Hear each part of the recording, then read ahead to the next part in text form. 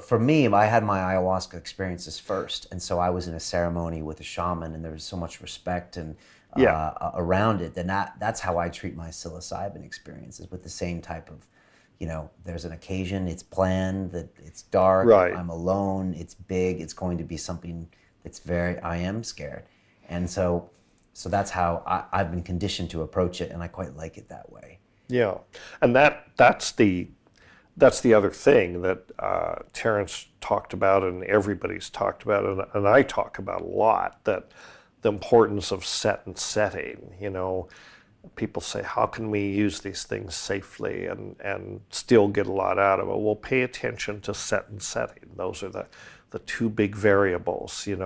Plan for it, have an intention, and and arrange your setting so that, number one, you're safe, and that's assured. So maybe not on the freeway, maybe not even at a rock concert or whatever. Do it in a place where no one is going to bother you. No one, at least, that you don't want to bother you. Not the neighbors, not the local constabulary, maybe your most significant other or something like that could be close by or share it. But setting is important, and intention, and that's part of the whole respect thing. Why am I doing this? What do I expect to get out of it? What are we doing this for? And then the set is really everything you bring to it, who you are, what your expectation is. It's everything. It's you. It's your mindset. Everybody's mindset is different. Terrence told me once when we were young, before I'd ever taken LSD, he said, don't take LSD until you've read Psychology and Alchemy by Jung, right? And we were reading Jung at that time. He said, don't take LSD. You'll get much more out of it if you do that. Well, I hadn't read Psychology and Alchemy when I took them the first time. But later I did, and I realized what he meant. I mean, a lot of the things that came up, Psychology and Alchemy is a kind of a good map for a lot of the sort of gestalts and ideas that come up during a psychedelic experience. So setting is one thing, and set is the other variable, which is much trickier, but they're both important. Right.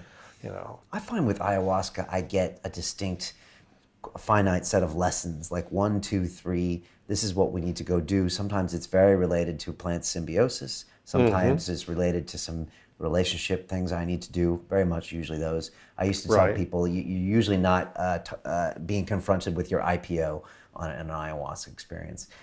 It's very deep. But with psilocybin, sometimes I don't know any specific lessons afterwards. The day or two afterwards, I don't have in my mind that I need to go do this, this, and this.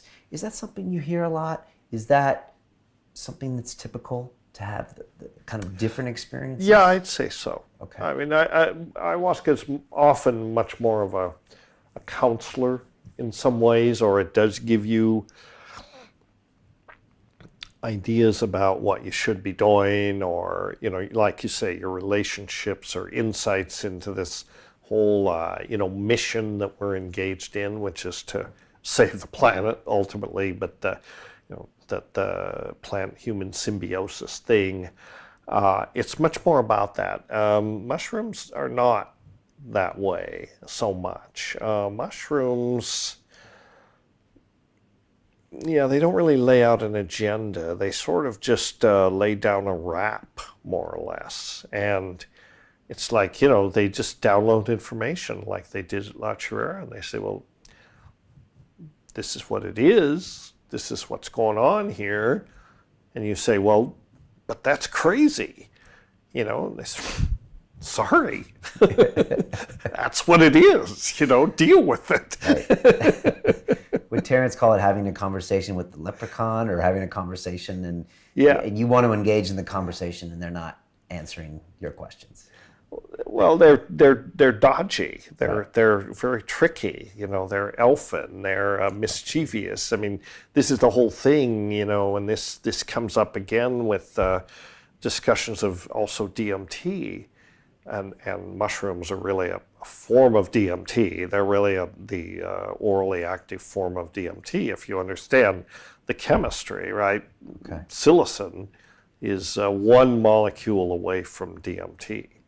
It's 4-hydroxy dimethyltryptamine. So that hydroxy group is just different enough that it's orally active without an MAO inhibitor, right? So it really is DMT. And at the higher doses you get into those areas, you see, yes, this is tryptamine land. This is the tryptamine space. And mushrooms, ayahuasca, and DMT all get you into that place, right? And I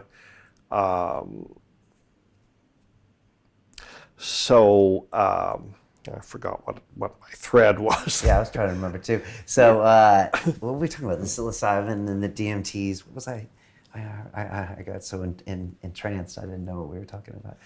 Yeah, but so they're all DMT of that space, but they're all like a little different. I mean, it's sort of you're looking into the same through the same thing at the same thing, but through slightly different portals, if you will. Okay. Yeah, this was the lessons versus the information and the download. Right. Okay, It more downloads stuff, and you know, and you can take away from any of that what you will. You know, I mean, it can be in the form of a lesson, but usually with ayahuasca, it's, I don't know exactly. It's like